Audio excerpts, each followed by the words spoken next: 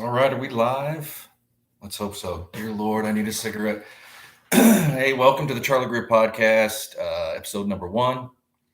Um, this one's going to be leaving LA after 24 years. I moved out of California, and after 24 years, yeah, I moved to the Midwest. If you want to support the channel, in the description, you can support through Zelle. All the information is there. And so let's get to it, man. Yeah, my first podcast I had YouTubed years ago. I used to do this music kind of thing, but yeah, I moved to LA in March of '98, and exactly I landed. I got in LA. I was in like the Fairfax district. I was like the corner of Oakwood and Sierra Bonita. And so I got there that day. I remember the first thing we did is we went to Canner's. Um, we we walked to Canner's, and we stumbled upon like Julian Lennon like shooting a music video. I got to meet Julian. But yeah, LA has just went crazy. Um, it's not what it used to be. All the artists and people that I loved, like it inspired me. You used to see people from people that made belts or guitar straps, artists, musicians, actors, whatever, executives, whatever. They're not there. I mean, if they are, they're not going by their talent. Okay. Um, there's all this other stuff: cronyism, nepotism, favoritism. I mean, it's just stupid. Um,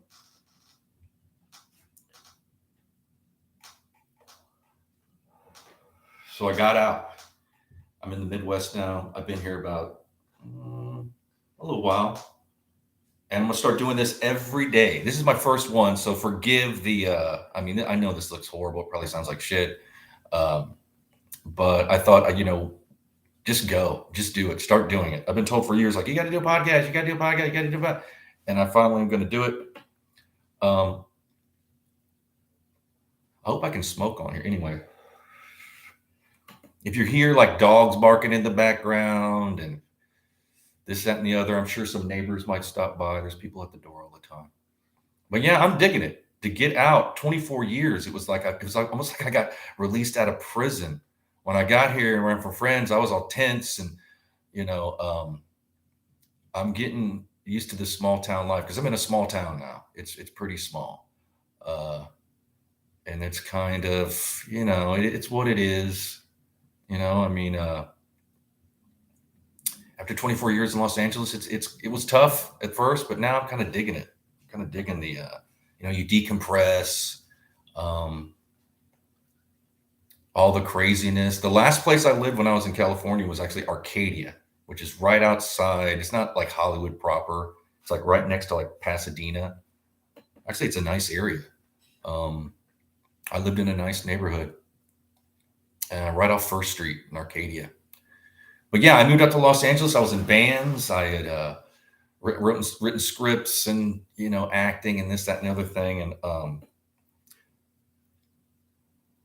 that's why I moved out there to to do creative stuff. And it just has changed so much. I mean, it's just the everything about it. Again, most of it is just the. I mean, I know I'm getting older and stuff, but it's not the. Uh, it's more favoritism and nepotism, cronyism, whatever. It's who you know, what you're doing with those people besides your talent. Matter of fact, and I'm not even talking about myself. If I'm talking about others, if you've got some spark and you got some talent, man, you're threatening. They are threatened by you. It is no level playing field. You know, it's I know this and I'm doing that. Blah, blah, blah. That's it. And obviously, look what's going on. Like there aren't any. I mean, I'm glad I at least got to see old Hollywood before they kind of tore everything up and got rid of all the cool stuff and put Starbucks everywhere and um, crazy, crazy, crazy, crazy. So I'll be going live every day I'm probably going to start doing it earlier, like at 9 in the morning. Um, I tried to today, but I had some technical difficulties and trying to set up PayPal. Like it was just, I'm not even going to do PayPal. So if you do want to support the channel, and also please like, share, subscribe, do what you got to do. If you want to, if you want to support the channel, it's in the description. You can hit me up with Zelle. All the information is there. And I'm gonna have some guests in the future. Have some people coming over, and but yeah, leaving Los Angeles, like I'm gonna miss it, but it's not the same. It's not. I mean, if you live there, you kind of know, but it just went crazy, mad, like insane. Um, it's unfortunate. It's unfortunate that it's that way, but it is. And by when I time I left, anybody that was doing anything wasn't from their own efforts. It was more like, hey, I'm the son of so and so, or I'm dating this person, or I'm that, Uh, again, I love to be inspired. I love to see artists. I love to see creative people. Used to be able to walk down Melrose and just like all these cool people. I mean, I'd buy stuff off the street. Like these people have like a suitcase full of, hey, I make guitar straps or I make whatever. And just all the bands, most of the band. I mean, I'm a rock and roll guy, but all the gone. I mean, I know that it's oh man, back in me, but it's just not the same. I'm glad I got to see it. I'm glad I got to play the Viper Room and Mr. T's Bowl. Matter of fact, Mr. T's Bowl in Highland Park was my favorite place to play. Um, I love that place, Mr. T. Oh my goodness, I think it's still open. I think they redid it, but it was funky too. There was just like a drape that, like, with the old bowling lane, like they were like wooden, and when they turned them on, like these old machines, crazy. But I love playing there. I lived in Highland Park on Echo. I lived down in what they call the Hole, um, the Echo House, which was crazy. I made the mistake of this was back in the MySpace days, and I forgot how it even happened. Like I was gigging and doing art shows and stuff, and somehow my roommate and I at the time, he was an artist. They got a hold of us like, hey, do you want to host a MySpace barbecue? Like, yeah, sure. Not knowing that all the people that would descend on the house, it was insane. And I'm not kidding you. I mean, there was like thousands of people showed up. Um, Jackson Brown showed up. His, I guess, brother lived around the corner at like this old, oh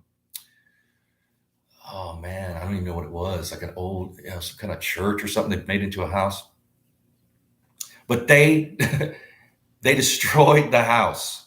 I mean, they even busted up we had a brick fireplace. It was busted. Stuff was stolen. Broken windows, this, that, and the other. However, I met a lot of cool people that night, and I ended up meeting a girlfriend. I met a girl that I dated for a while, and it was a lot of fun. And the landlord actually showed up. I mean, I'm sure somebody called me like, "Hey, what's going on at your house?" It was like, you can't park. I mean, there's a whole, and I don't even think the cops could get there if they wanted. They didn't. They didn't close it down, and it was packed. The next morning, there was probably like 20 or 30 like portable barbecue, grills in the yard, all kinds of chairs, and it was awesome actually. And our dumbasses, we we did it again. They're like, "You guys want to host again?" We're like, "Hey, why not? The house is already destroyed. Might as well do it." And that was back in probably 2006, maybe 2007, when MySpace was a thing, whenever that was. Uh, the Echo House. I know that my old roommate Matt Foote, I think he's going to be writing a book about it, about our like adventures in Echo Park. I mean, in Highland Park.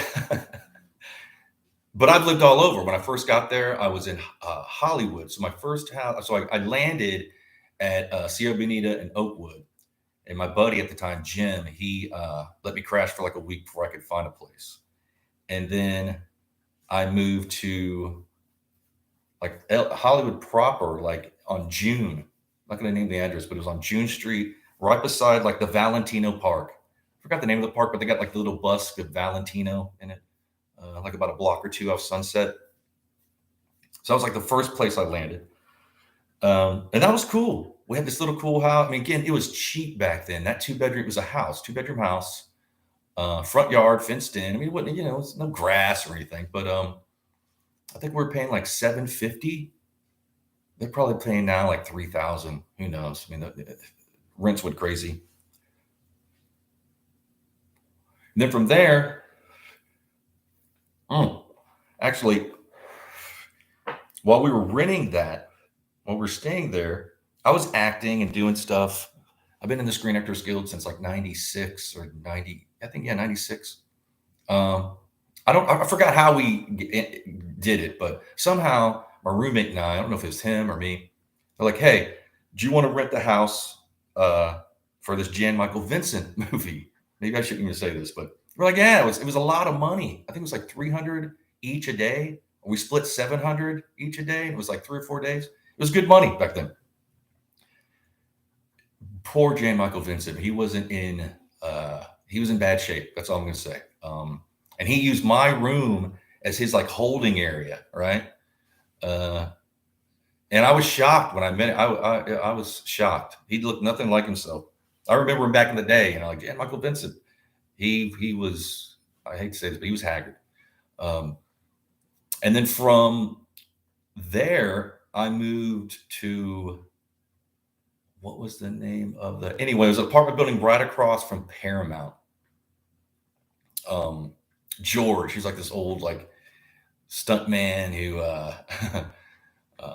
saved his money and bought this building.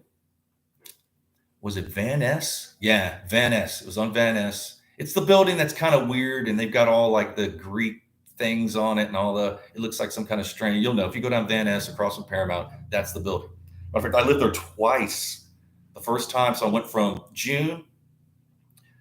I wanted to live. I wanted to have my own place. I didn't want to have any roommates, so I actually got lucky, and I got on the third floor. I got the biggest apartment in the building, um, and it was groovy. It was cool. A lot of fun, a lot of craziness. I mean, you're in that old building, and everybody's back then. It was just basically actors, actresses, musicians, artists. Um, yeah, and then from there, I lived there for a while. Then I moved to Echo Park. I'm like one of the OGs, like in '99. By the time I moved to Echo Park off of Alvarado and Kent. So when you're on Alvarado, Kent, it kind of goes up the hill there. I was in a duplex. There's like a house in front and like four duplexes. You like walk side of the house to get back there. And that was rough, man. Back then, Echo Park was rough. Um, it was cool, but it was before it got gentrified and all the, this was matter of fact, Echo Park, the whole time I lived there, I didn't go to the lake where like now there's boating and a fountain. No, no, no, no, no. It was bad back then. They were like slinging and gunshots at night. And I was warned, actually. I was like, hey, um, that's why I moved. I was like, I can't, because what happened was it was duplexes. So the guy beside me, I don't know what he did, but he pissed some people off. So they came a coming, and they got my porch. So our porch is like, go up the stairs, and I was to the right, he was to the left. They were busting up my stuff on my porch. Like I had tables and chairs, and they were bam, bam. And I'd say, hey, out the window, look, I'm not it's the dude next door. I mean, it's not me. Help. And they actually apologized. And there was some rough, street gang banging. They're pretty cool. Like, hey, okay, sorry, man. Don't call cops. No, so I got out of there. And that's when I first moved. After that, I moved to the Valley. I think it was, it might have been Reseda when I moved to Reseda. And Again, a bunch of creative people in a condo. That was actually a lot of fun. And I ended up working at this kind of legendary head shop called the Lion's Lair. And I went in there, like I would go in there every week and get like cigarettes and whatever. And I got to know like the people there, and I got to know the owner's daughter. Pardon me. And so I was there we'd go on the weekends, like on a Saturday or Sunday. It was like our weekly thing. We'd go in there. And she's like, "Hey, I need some people, I'm hiring, but I needed someone in for like 1 day a week." I was like, "Well, I mean, I don't know if I want to work in a head shop, but it's like right down the street. I mean, you guys are cool. Yeah, you just your cigarette money or whatever. It'd be like, just spending money." So I started that week. I did one shift, and within a week, it's like I'm the manager. Like I was, these young kids that work there, man, they're going to Vegas, Coachella, whatever.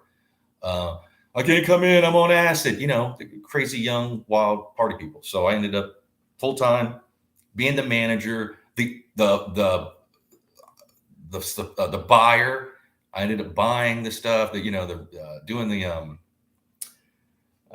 scheduling, all that, and really cool job though. Even though it was kind of crazy, got to meet Jack Herrera, and I actually got to meet. And I know this is going to sound crazy, but like what was left of the Charles Manson family, like the owner called me and said, "Hey, we got some people coming in, and we've been buying from them for like decades, and we buy the old school stuff from them, like the bamboo pipes, stuff that I honestly didn't sell that well because people want like glass and Pyrex and all this cool stuff."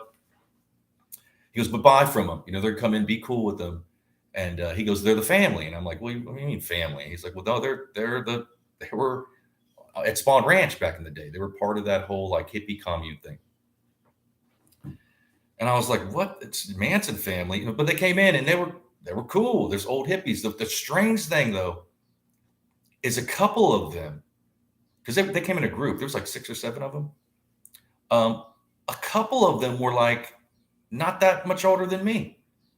I mean, I was in my 30s then, so they were maybe like 15, 20 years older than me. And that's what kind of like opened my eyes to it. I was like, damn, I thought they were going to be, some of them were older, but the couple, I mean, there was like 3 or 4 of them that weren't that maybe 20 years older than me. And it really kind of sunk in, when you meet these people, like, "Hey, you're not that much. How old were you? 16, 17 when I was, what?" And what they told was it was all bullshit. I mean, I don't know. I'm not, but I went from there. The owner got in some trouble, some legal trouble. I'm not going to go into that, but the place closed. And then where did I go from there? I think North Hollywood, maybe. Yeah, North Hollywood. I think when we moved to North Hollywood, um, that was cool. Um, Turned our living room into like a little recording studio. Did a lot of recording there. My roommate at the time, Jim, he did a lot of graphics for other bands. So there was people all the time in our living room. I mean, I come home, there might be Rick Brody or Marky Ramone or who knows. Make it, the backdrops that he would design for the bands, and just did the graphics. He didn't actually make the thing, but he did graphics. And that's when I was doing my solo album. My last album came out in 2008. Turn Me On Dead Man, my CD. So at the same time we were doing this, we came up with this idea called Fister, and we wore wigs. It was totally stupid. We did it just for a gag, right? The best band in the world, Fister. Woo! I had a fake name, quit trying. And we recorded an album. And we actually got, we were flyering, and we would go flyer, like say Paladinos, like Paladinos is in the valley. We would, like old school LA, plaster, like say on a weekend, we'd go not as Fister. We would dress in hats, just kind of normal, and just flyer the whole thing, just cover up everything. Playing Saturday night, the Paladinos, which is all bullshit. It was more like performance art. And again, we had, when we were dressed up as, like chokers and all this. And one of these videos, I'll talk more about it, and I'll put a link to some of the Fister stuff. But you could probably just Google Fister Los Angeles, and our video. What's the name of that video? Anyway, we actually got major label interest. And at the same time, so I've got like my Charlie Greer, like my solo album, and it's like, put blood, sweat, and tears, and all these years I was in Love Engineer and LaMotta and Darting Oxtart and all my bands, then went solo. And it was really like, heartfelt, like, oh yeah. But Fister, we could just like print up some like postcards with Fister and go out there and do some stupid stuff, put on a wig, go to Hollywood Bullet, whatever. And it kind of exploded. So a lot of these bands that were coming through Jim's graphic business were like, you guys should be a real band. And I'm like, look, I'm screaming like a banshee. I don't even know if I can. I mean, but they're like, oh, no, no. So we got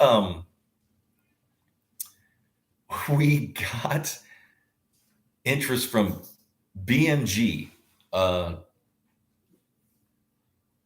At the time, like, okay, so under the umbrella of BMG, it's like Sony. I mean, BMG is a major, and they wanted to sign us directly to BMG. So we had to play them off like, hey, they don't know. See, they didn't know that we were just two, geeks, basically, with wigs. They thought I was really quit trying. And Jim, his name was Resin Nate. They thought we had a band. They thought we're this huge. It was all fake. It was all bullshit. So we're like, should we show up as Fister? Because we got to tell them, like, hey, man, we're not, this is a joke. This is kind of a parlor trick. So we decided to like, look, we won't dress up. We'll just go in as ourselves and then explain to them, like, hey, you got duped, but hey, you did. Everybody else will. If you believe it, then. And they didn't like that. Matter of fact, we got kicked out. We got to the lobby when I explained. The lady came out, the A&R person, whoever it was, pissed and just kind of like shocked that she got kind of duped. Because there was the internet then, everybody, but we got, yeah, it just didn't happen. And also, how are we going to pull it off? Like when I sang with Fister, it was like, all this like heavy, I had to sing one line at a time. Like when we're recording, I had to break because it was so hard on me. And I might be able to do one song a night. So to do a concert like that, like screaming, like, tenor, you didn't know. I couldn't do it, especially in a wig and chokers and leather. And couldn't do it. And then from North Hollywood, I moved to, I lived all over Granada Hill. Oh no, I got to back up. I lived in Venice. Or was it? Yeah, after North Hollywood, I moved to Venice, maybe. Anyway, I lived in Venice on Electric Avenue. Really cool pad. We had rent control, which was cool. And then I was working at Abbott's Habit, which was on Abbott Kinney. And Abbott's Habit used to be like this kind of really cool, legendary coffee shop, hipsters. It was amazing. And then they were like, hey, we're opening up one on Sunset. Do you want to help us open it? Do you want to manage it? And I could curate both spots because I was painting at the time as well, doing art shows. And I did. I curated, well, until I figured out that it's like, it ain't that much extra money. And from Sunset, to driving around, no. I only did it for maybe 6 months. Then I let someone else take over. But Abbott's Habit was crazy on Sunset. It was kind of catty corner from Chibo. I don't even know if Chibo's there, but right where in that, they call it Guitar Gulch, where like Guitar Center is, Sam Ash, all that shit. And crazy, because you literally had like a metal door that you just like lifted open and bam, you're right there on Sunset. and we were like a coffee shop. We sold sandwiches and a little wine and beer. And everybody came in there. We were kicking out like the craziest people. Um, but I got to know everybody. I mean, it was cool, very cool. And then they closed that down. I think so. At the time, I was living on Mount Washington when I did that. And long story short, it ended up I wanted to get like, where's a place that's like nice, because you live in, LA and the Valley and all this. It's like I want somewhere that's like nice but close enough that I can get in to do auditions and whatever I got to do. So I knew about Pasadena, so I was like, oh, I'll start looking in Pasadena. It's more casual in Pasadena. Granted, there's bad people everywhere, but found a place in Pasadena. I was there for 6 years and I loved it. Uh, that's after I quit. So I released my last album in 2008. I did a 2-year cycle behind that album, like playing here and there and everywhere. Uh, and that's when I was 40. I was like, you know what? I'm going to retire from playing the clubs. I've been doing this since I was like 16, you know? So my last time I played live was 2010. And it was rough. It was hard to get to that. And that's all I've ever done. Matter of fact, a lot of your self-worth and all this, that, and the other comes from playing. But I was like, what am I going to do to get people to bring me like $100 bills to my house? Like, I need to make some money here. I don't want to be, so people would ask me like, dude, can you help me with your singing? And I always help people out. Like, yeah, because I figured out, I studied back when I lived in Champaign-Urbana, when I was in Love Engineer. I studied with the vocal guy at the U of I, and just decades of playing. So I knew how to teach. So I started teaching vocal lessons and I loved it. I mean, one of the happiest times of my life, working at home, people coming, a lot of this is the thing. Like, I taught a universal wisdom that can be applied to any genre, meaning I'm a rock and roll dude, but like the warm-up techniques and this, that, and the other, and, certain things I could teach, anybody can apply it. It's mostly like a lot of it, you can tell people certain things they're going to get. But as far as like your singing, you got to do it. It's like a sit-up. You can't say, oh yeah, one sit-up ain't going to do anything. But if you do 1,000, you're going to get cut. Same thing with your singing. You got to get out there. You've got to do it. I mean, if there was something someone could tell you, everybody would be doing it. Some people showed up and were like, well, no, can you just tell me how to? And I was like, hey man, for one, you're tone deaf. Two, let's start with just warming up, stretching, certain things like that. Let's find your range. What are you? Let's put you in your vocal box. And I worked with a lot of bands, a lot of musicians. I did what's called shadow vocals. So I would get paid to go in and do the song, like sing the song. All of it, the main, then the harmonies and the background vocals, all that layering, right? And then you have your singer come in, then he sings over me, and then once you pull me out, he matches me and then pulls me out. And usually they're supposed to pull me all the way out. They always kept a little bit of. I mean, I'm not going to name the name of the band, but you know who you are. I'm all over their album, and I used to charge more. It's like, hey, if I do shadow vocaling, it's like 100 a song. But if you keep me in, it's like 300 a song. So they owe me money, but whatever. I mean, they were actually a good band, like a rock and Espanol band. I can say the name. From there, I don't know how much I can say, but I lived there for 6 years. Probably would still be there today, but it turned out to be like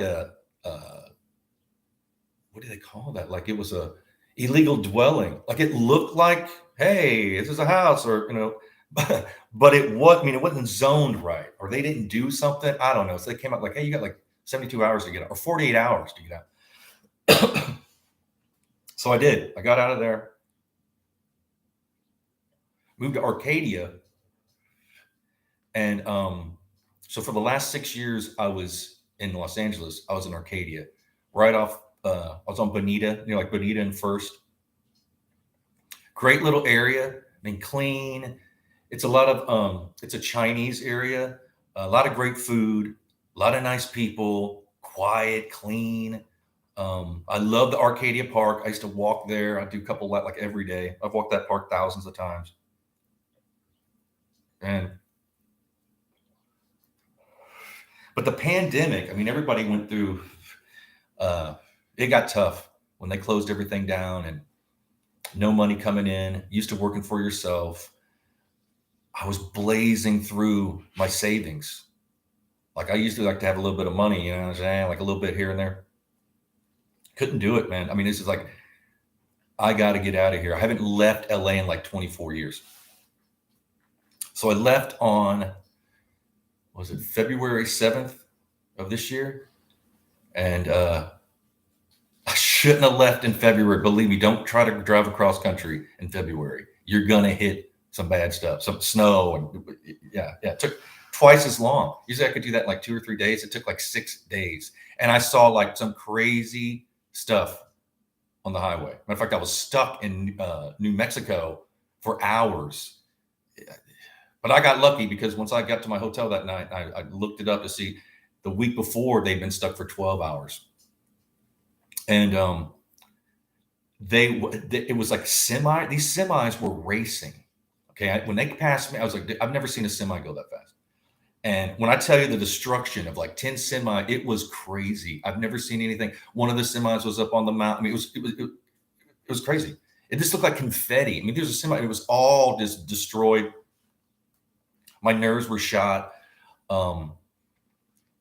It was brutal. So I got back here, I got to the Midwest, got myself a place to live. So this is what I'm doing now. I'm going to be podcasting every day. I've got some guests that are going to be on here. We're going to be shooting some stuff, music, this, that, and the other, making it kind of funny, whatever. Yeah. So again, if you want to support the channel, please like, share, subscribe. You can support through Zelle. It's in the description. And yeah, I should have done this years ago. I should have been, because I was told like, oh, you gotta do that. And I've been on Adam the Woo show like about 3 or 4 years ago. He had me on his show, and I did some YouTubing with Fister. Fister has like, stuff on there. But yeah, so thank you so much. And again, support the channel, and I'll see y'all tomorrow. Cheers.